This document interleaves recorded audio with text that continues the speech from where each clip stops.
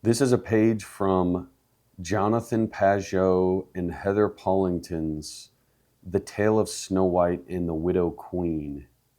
You can see this is a picture book for kids mainly. It's also for adults. This is kind of they set out to make a kind of timeless telling of Snow White. I'm tempted to say this is like a retelling of Snow White, but they're actually trying to go back. Jonathan Pageau is trying to go back and have a kind of complete, just a good version of Snow White that goes back before the Disney version, before the 60s, and it pulls on, I would almost say this is the original Snow White retold and reprinted in the 21st century, but there really is no original Snow White. It's what I've learned recently is that there's just thousands of reiterations of these fairy tales, and but this version tries to do a kind of timeless, just good all-around version of Snow White. I gave it to my nieces, as a gift, and I'm going to read it to them sometime. The art is incredible. You can see the cover is like golden. Jonathan Pageau is a icon carver. He makes icons in the Orthodox Church, and he worked with Heather Pollington to illustrate this, to make it kind of in the same style as Orthodox icons. So you see, like in a church, in an Orthodox church, the pictures are very flat. There's no 3D perspective going on. It's an ancient art style that just communicates story really densely. In each panel here, there's a lot going on. And Jonathan Pageau pays a lot of attention to putting symbols in the artwork. He has a whole thing called the Symbolic World here on YouTube. And if you watch those videos, if you listen to him talking, you start to see how everything in Orthodox icons are, they carry meaning. And there's a meaning to all the colors and all the two candles up here. There's a king in the background here. There's a black rabbit with two red arrows in it here. All those little details carry a lot of significance. The panels are just amazingly done. It's kind of feels really timeless. I keep saying that, but it really does. There's the borders to the frames with like castles on them. There's so much going on in each picture. You could just look at the pictures and understand the story in this. See, there's just heavy symbolism going on with the tree, the fruit from the tree, Snow White dressed in white. And I like how it's not on the nose, and it's not trying to preach at you, like this means this and that means that. It's kind of mysterious. And I think that's the beauty of it. I read a book called Tending the Heart of Virtue, and it's all about fairy tales and their significance and the deep layers of meaning and the different iterations of fairy tales throughout the past few hundred years and their significance in culture. That's Tending the Heart of Virtue. And from that I saw that, like, if you were to take a fairy tale and just try to extrapolate meaning from it and teach that, like, what's the moral of the story? The moral of the story is this, that actually takes away from the whole magic and the experience of the fairy tale, and you probably can't fit what the fairy tale carries in a concise bullet point list or a PowerPoint.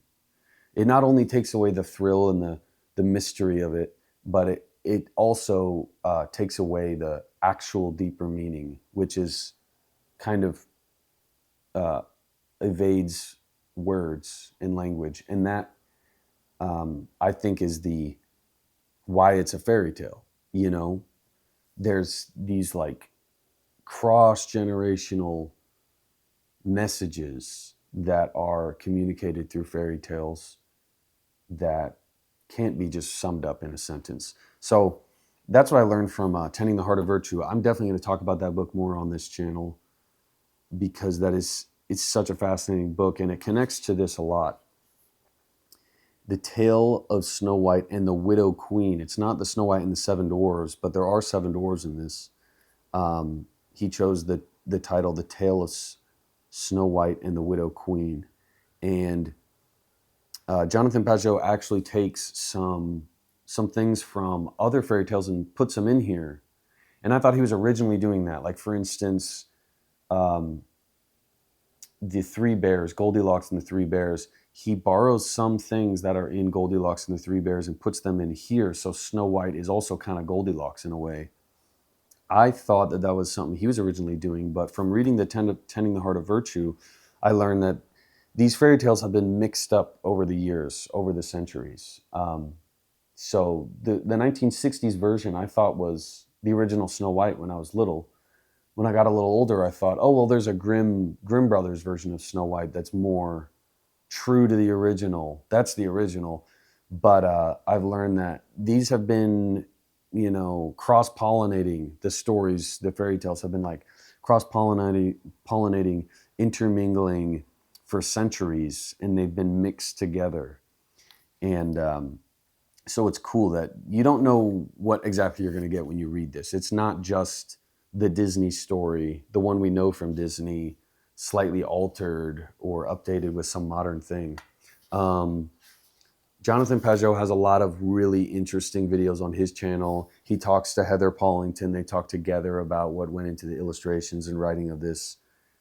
There's a lot of just fascinating, mysterious little nuggets in here, and some cool things they tried that are kind of new and kind of relevant to our age. Like, for example, the mirror in the Disney version is a mirror on the wall.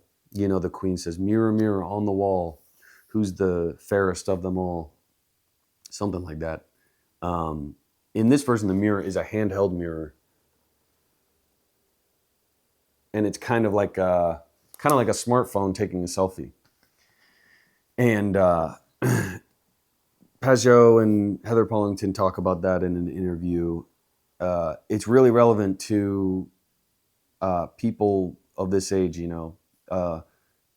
young girls growing up in an age where everyone has this mirror. They have a smartphone taking selfies that alters the way they look at themselves and, gets them into a neurotic mindset of the social media stuff. So it's crazy how a lot of stuff in this book is relevant to every age, to our age. I noticed the green, what is it called? Like a girder or a waist. It's basically a belt, a green belt. That's a strong imagery from medieval times. That's in Sir Gawain and the Green Knight, the green belt. There's strong imagery there, symbolism, I should say. So this book is just dense with that symbolism. Here's a frame. The queen is dressed up like a poor traveler, like a sick person, giving her a hairpin that stabs her in the head, pokes her in the head, and makes her faint. It poisons her. The dwarves aren't all jolly in this version. They're not all colorful. They look like this in this version. And the art in this book is just beautiful. I won't even show you the ending, pictures. I don't want to spoil anything. But it's just a beautiful book that you can reread. Adults can reread, kids can reread. Really nice hardcover quality. It feels like something that's meant to be on the shelf for decades and decades, for people to come back to and find some kind of entertainment and truth in it. So that's The Tale of Snow White and the Widow Queen.